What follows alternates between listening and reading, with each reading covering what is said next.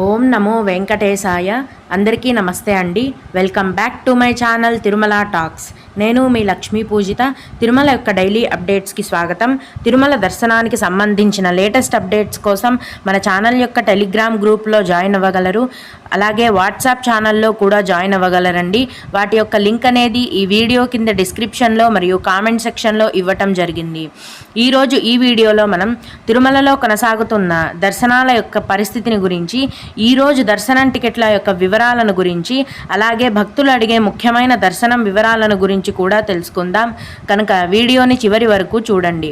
ముందుగా నిన్నటి రోజున తిరుమలలో స్వామివారిని మొత్తం 48,444 మంది భక్తులు దర్శించుకున్నారు. అందులో స్వామివారికి మొత్తం 23,266 మంది భక్తులు తలనీలాలను సమర్పించారు. నిన్నటి రోజున తిరుమల శ్రీవారి హుండీ యొక్క ఆదాయం అనేది 4,71,00,000 రూపాయలు.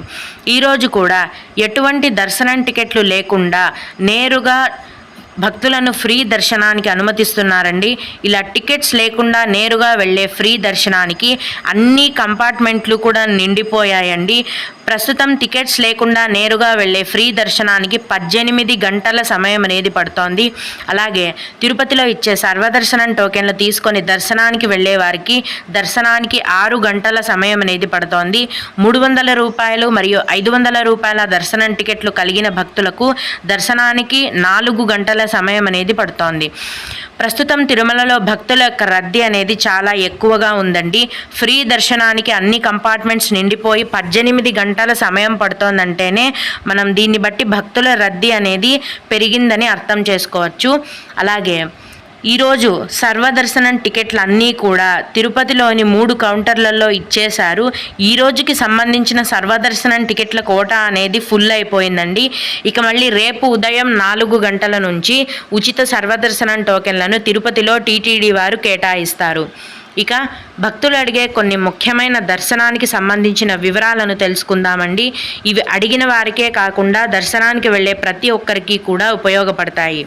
ఒక భక్తురాలు, మా హస్బెండ్ ఆర్మీ మేడం, మేము తిరుమలకు నడిచి వెళ్ళాలి అనుకుంటున్నాము. మా హస్బెండ్ యొక్క ఐడి కార్డు చూపించి డైరెక్ట్గా దర్శనానికి వెళ్ళొచ్చా అని అడిగారండి. ఆర్మీ వాళ్ళకి తిరుమల కొండపైన అక్కడికక్కడే 300 రూపాయల దర్శనం టికెట్లను ఇస్తారండి.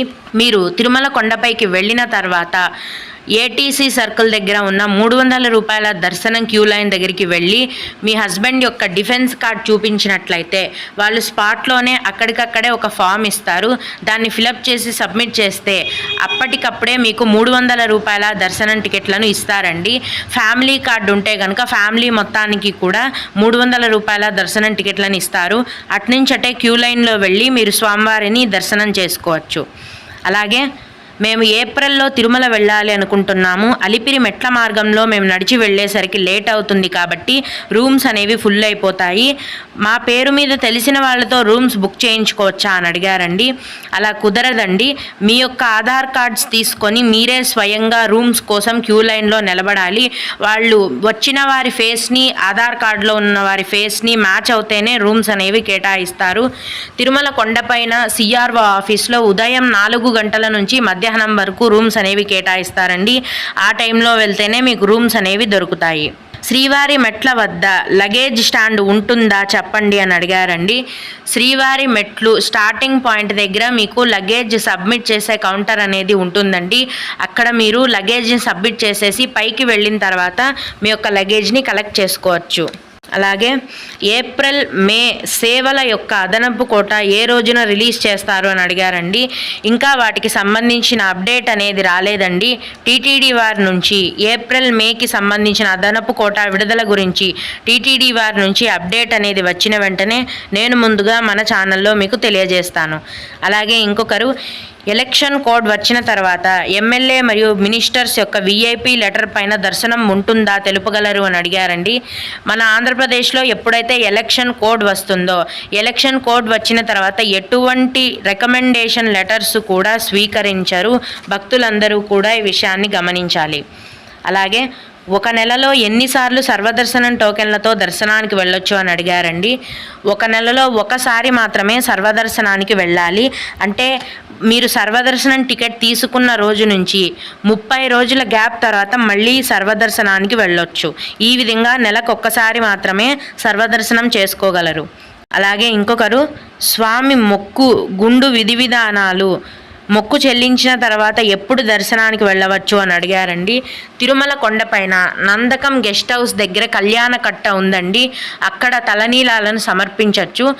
అక్కడ గుండు చేయించుకున్న తర్వాత స్నానం చేసేసి వెంటనే దర్శనానికి వెళ్ళొచ్చు. అలాగే ఇంకొకరు నమస్తే అండి, తిరుపతి బస్టాండ్ నుంచి భూదేవి కాంప్లెక్స్కి ఎలా రీచ్ అవ్వాలి అని అడిగారండి. అలిపిరి బస్టాండ్లో అలిపిరి భూదేవి కాంప్లెక్స్ అనేది ఉందండి. ఇది తిరుపతి టౌన్లోనే ఉంది. మీరు తిరుపతి రీచ్ అయిన తర్వాత ఆటో వాళ్ళని అడిగితే వాళ్ళు డైరెక్ట్గా అక్కడ డ్రాప్ చేస్తారండి. అలిపిరి భూదేవి కాంప్లెక్స్ అని చెప్తే వాళ్ళు అలిపిరి బస్టాండ్ దగ్గర డ్రాప్ చేస్తారు. ఆ బస్టాండ్ లోపలే మీకు భూదేవి కాంప్లెక్స్ అనేది ఉంటుంది. ఇది ఆటోలో వెళ్ళే డిస్టెన్సేనండి, తిరుపతిలోనే ఉంది. తిరుమల సిఆర్ఓ ఆఫీస్కి ఎలా వెళ్ళాలి అని అడిగారండి. తిరుమలలో రామ్ బగీచా బస్టాండ్కి ఎదురుగా, అంటే ఇది తిరుమల కొండపైనండి, తిరుమల కొండపైన రామ్ బగీచా బస్టాండ్కి ఎదురుగా ఆపోజిట్ సైడ్లో మీకు రోడ్డుకు అవతల సిఆర్ఓ ఆఫీస్ అనేది ఉంటుంది. రామ్ బగీచా బస్టాండ్ అంటే ఏంటంటే మనం తిరుపతిలో కొండపైకి బస్సు ఎక్కిన తర్వాత కొండపైన మనల్ని రామ్ బగీచా బస్టాండ్లోనే దించుతారు. దాని ఎదురుగానే సిఆర్ఓ ఆఫీస్ అనేది ఉంటుంది. అలాగే 16వ తేదీన లెటర్స్ అలౌ చేస్తారా అని అడిగారండి. ప్రస్తుతానికైతే లెటర్స్ని అలౌ చేస్తున్నారండి ప్రతిరోజు కూడా. ఎలక్షన్ కోడ్ వచ్చిన తర్వాత మీరు ఎటువంటి లెటర్ తీసుకున్నా కూడా మిమ్మల్ని అలౌ చేయరు. అలాగే ఇంకొక భక్తుడు స్వామివారిని దర్శించుకోవటానికి టైమింగ్ ఉంటుందా, లేకపోతే 24 గంటలు అలాగే దర్శనం చేసుకోవచ్చా అని అడిగారండి. టికెట్స్ లేకుండా నేరుగా వెళ్ళే ఫ్రీ దర్శనానికి క్యూ లైన్ అనేది 24 గంటలు ఓపెన్లోనే ఉంటుంది. మీరు ఎప్పుడైనా క్యూ లైన్లోకి వెళ్ళొచ్చు. మిగతా అన్ని దర్శనాలకి కూడా మీ యొక్క దర్శనం టికెట్లో ఇచ్చిన తేదీకి మరియు టైంకి మాత్రమే మీరు దర్శనానికి వెళ్ళాలి. ఓం నమో వెంకటేశాయ. మీకు కూడా ఇలా ఏవైనా సందేహాలు ఉన్నట్లయితే ఈ వీడియో కింద కామెంట్ సెక్షన్లో తెలియజేయగలరు. నేను వాటికి ఖచ్చితంగా రిప్లై ఇవ్వడానికి ప్రయత్నిస్తాను. ఇవి ఇవాల్టి తిరుమల అప్డేట్స్. ఇలాంటి మరిన్ని వీడియోల కోసం నా ఛానల్ని సబ్స్క్రైబ్ చేసుకోండి. ఓం నమో వెంకటేశాయ.